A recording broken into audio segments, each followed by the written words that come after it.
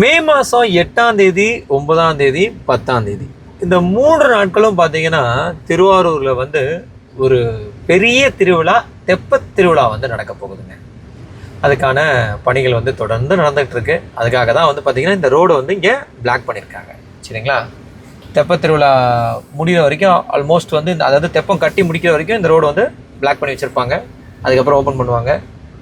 Left சைடில் பார்க்குறோம், தெப்பம் வந்து சூப்பராக பல நாட்களாக அங்கே இருக்கக்கூடிய பணியாளர்கள்லாம் தயார்படுத்திட்டு வராங்க. இப்போ லேசாக மழை பெய்ய ஆரம்பிச்சிருக்கு. மே மாதம் 7ஆம் தேதி மதியானம் 1 மணி 20 நிமிடம் ஆகுது. ஸோ உங்கள் ஊரில் கிளைமேட் எப்படி இருக்குது அப்படின்றத, வெதர் எப்படி இருக்குங்க அப்படின்றத அப்டேட் பண்ணுங்கள். எங்கள் ஊரை பொறுத்த வரைக்கும் இருட்டின்னு வருது, ஃபுல்லாக இருட்டிட்டு வருது. அப்படியே பார்க்குறீங்க.